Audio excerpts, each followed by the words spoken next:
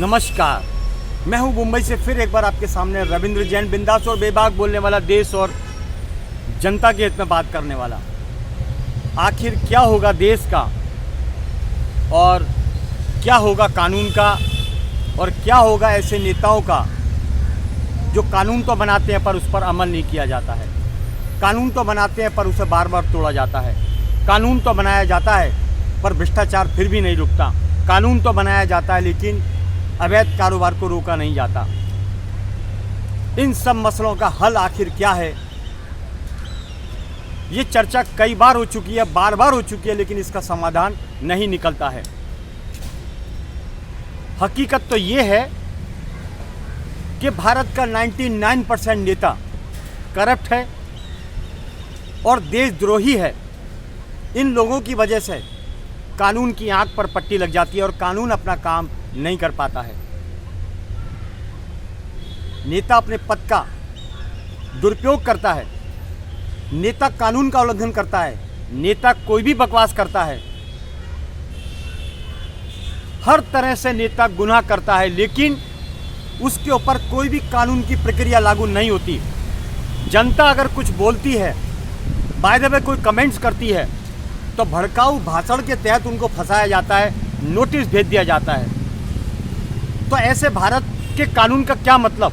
लोकतंत्र, प्रजातंत्र, बोलने की आज़ादी है या नहीं?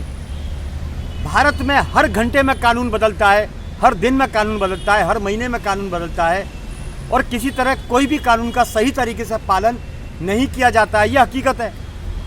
कोर्ट के अंदर ये नेता लोग ये अपनी दुकानदारी के लिए धार्मिक भावना भड़काया, उसका भी वह पिटीशन फाइल करते हैं।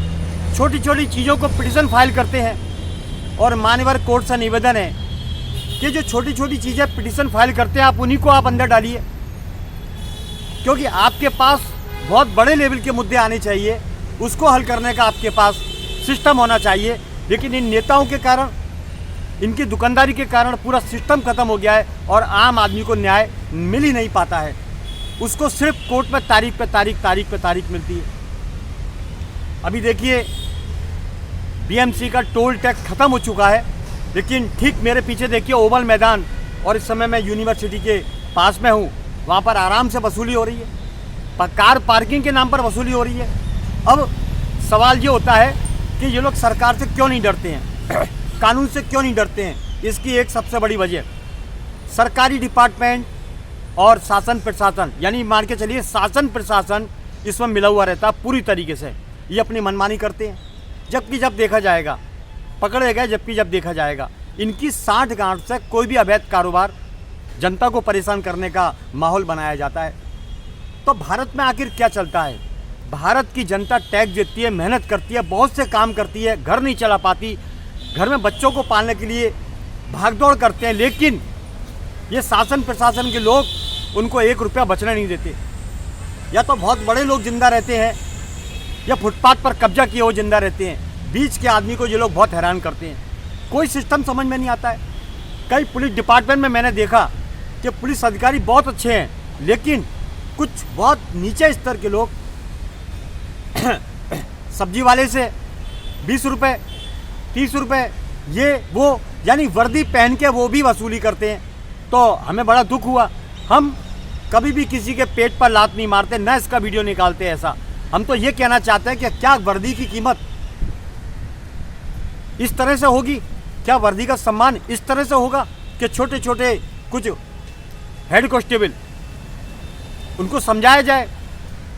मेरी विनती है पुलिस कमिश्नर साहब से, उन लोगों को सख्त हिदायत दी जाए कि कम से कम हाथ जोड़ के विनती है आपसे कि वर्दी में तो ये वसूली ना करें। शर्म का विषय। आखिर क्या संदेश जाएगा? पुलिस के लिए ये संदेश ठीक नहीं होगा कि जो अफसर हैं बड़े बड़े अच्छे काम करने वाले, उनके लिए ये संदेश अच्छा नहीं होगा।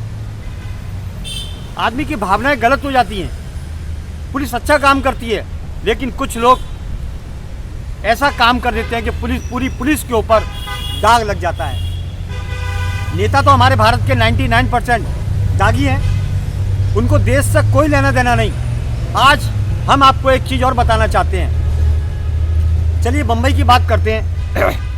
अवैध कारोबार हो जाते हैं, अवैध बिल्डिंगें बन जाती है, अच्छा, बिल्डिंगें बन गई लेकिन किसी को पता ही नहीं है। क्यों नहीं पता है? क्योंकि उनको लिफाफा पहले पहुंच जाता है। पूरी तैयारी के साथ अवैध कारोबार होते हैं, अवैध बिल्डिंग का निर्माण, अवैध फुटपाथ के कब्जे, ड्रग्स के धंधे, जो भी अवैध कारोबार होते हैं उस सरकारी डिपार्टमेंट, शासन प्रशासन की मिलीभगत से होती है। माननीय सर्वोच्च न्यायालय जी, आपको एक रास्ता और सुझाव हम देना चाहेंगे कि जो अवैध कारोबार करने वाले लोग हैं, अवैध बिल्डिंगें बन जाती है, फुटपाथ पर अवैध कब्जे हो जाते हैं और इसमें शासन प्रशासन की पूरी मिलीभगत होती है। उनको सब मालूम होता है कि कहाँ का ड्रग्स का कारोबार है, कहाँ अवैध बिल्डिंगें बन रही है। अब इसका एक सबसे अच्छा तरीका, क्या आप एक ही कानून रखिए कि जिस इलाके में बिल्डिंग अवैध कारोबार हो या फुटपाथ पर अवैध कब्जे हो या फिर ड्रग्स के धंधे हो, तो वहाँ के सरकारी डिपार्टमेंट के उनको बुलडोजर चलाइए, आप उनके ऊपर बुलडोजर चलाइए, उनके घर ध्वस्त कीजिए, इनकी अकल ठिकाने आ जाएगी। क्योंकि गलत काम कराने में या अपराधियों को सहभागी हैं ये लोग। शासन प्रशासन की मिलीभगत से बड़े अपराध होते हैं, वरना मुंबई पुलिस और कानून ऐसा है कि परिंदा भी पर नहीं मार सकता। आम आदमी को ये हैरान करते हैं। अब देखिए मजे की बात, माननीय सर्वोच्च न्यायालय जी, राशन कार्ड बनाने के लिए चक्कर खाने पड़ेंगे आम पब्लिक को।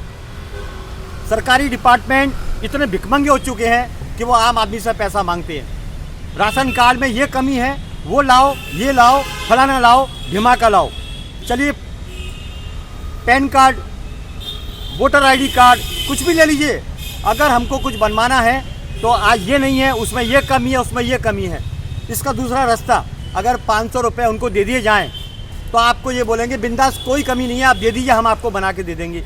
अच्छा, दूसरी मजे की बात, फुटपाथ पर अवैध कब्जे हमने जब पता किया तो उनके वोटर आईडी कार्ड फुटपाथ के हैं, पैन कार्ड फुटपाथ के हैं।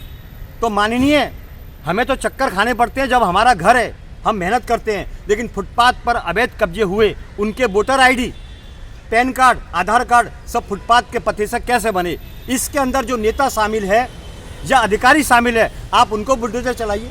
उनके ऊपर बुलडोजर क्यों नहीं चलते हैं? आम आदमी को परेशान किया जाता है। एक स्कूटर गलत पार्किंग में खड़ा है तो पुलिस वाले सीना तानते हैं, छाती ठोकते हैं और उसको चार्ज मारते हैं। कितना बहादुरी का काम करते हैं। और फुटपाथ पे अवैध कब्जे, ड्रग्स के कारोबार, अवैध धंधे, उन पर इनका निगाह नहीं जाती। बड़ा शर्म का और बेहद शर्मनाक विषय है। हमें शर्म आती है ये बात कहने में कि सरकारी डिपार्टमेंट हो या शासन प्रशासन की मिलीभगत हो, ये देश के प्रति गद्दारी का काम करते हैं और इनके पीछे कोई कानून काम नहीं करता है। हर कानून आम जनता के लिए। टैक्स चुकाने वाली जनता को क्या मिलता है? सड़क पे गड्ढे, झटके, सरकारी डिपार्टमेंट के चक्कर, आदमी की जिंदगी इसी में पूरी हो जाती है माननीय। और आपकी कोर्ट में तारीख पे तारीख मिलती है, थैला भर भर के। जवानी में केस दर्ज होता है, बुढ़ापे में फैसला होता है, तो ऐसी कोर्ट से क्या मतलब है माननीय? यहाँ के हमारे बड़े बड़े हॉस्पिटल, ये देखिए, अगर गलती से कोई हॉस्पिटल में चला गया तो उसकी समझिए कि ज़िंदगी खराब हो जाएगी। अगर बीमारी नहीं है तो भी डॉक्टर उसको डराएगा। जैसे कि आजकल के वकील भी है, छोटे से केस को बड़ा लंबा चौड़ा कर देंगे, तारीख पर तारीख देंगे, बड़ी बड़ी तारीख पर तारीख लेंगे और उसको उलझाते रहेंगे। आम आदमी का घर बिक जाता है हॉस्पिटल जाने में, आम आदमी का घर बिक जाता है कोर्ट कचहरी के चक्कर लगाने में। तो आखिर करें क्या? हम कैसे जिएं? आम आदमी कैसे जिएगा? अब तो ऐसा लगता है कि जो हम सांसें लेने वाले हैं वो भी इनसे पूछ के सांसें लेंगे कि हमें सांस लेनी है, हमें परमिशन दीजिए। हर चीज़ की परमिशन, हर चीज़ की परमिशन जनता के ऊपर ठोकी जाती है और नेता किसी चीज़ की परमिशन नहीं देता, गुंडे किसी चीज़ की परमिशन नहीं देते। तो ऐसे कानून से, ऐसे संविधान से हम क्या सीखें और क्या माने? भारत को महान कहने वाले पुराने पूर्वजों ने इतिहास लिखा था कि भारत तो योद्धाओं का देश था।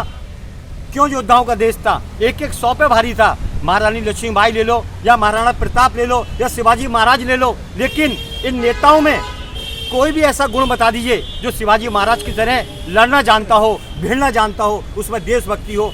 इन लोगों के अंदर एक ही है तरीका, अय्याशी, बोतल, शान, शौकत और पड़े रहना। दूसरा कोई गुण नहीं है इनके अंदर। वसूलीबाज हैं भारत का 99% नेता। ये किसके खून के हैं ये हमें नहीं पता, लेकिन भारत योद्धाओं का देश है और यहाँ का इतिहास बड़े बड़े योद्धाओं से लिखा हुआ है, बड़ी स्वर्ण कलम से लिखा हुआ है। उन्होंने कुछ किया है इसलिए। लेकिन आज हमारे नेताओं ने क्या किया? भारत की ज़मीनें बेच खाई, आम आदमी का जीना दुश्वार कर दिया, आम आदमी को परेशान कर दिया। चलिए बस इतना ही काफ़ी है। मैं हूँ मुंबई से रविंद्र जैन। जय हिंद, जय महाराष्ट्र।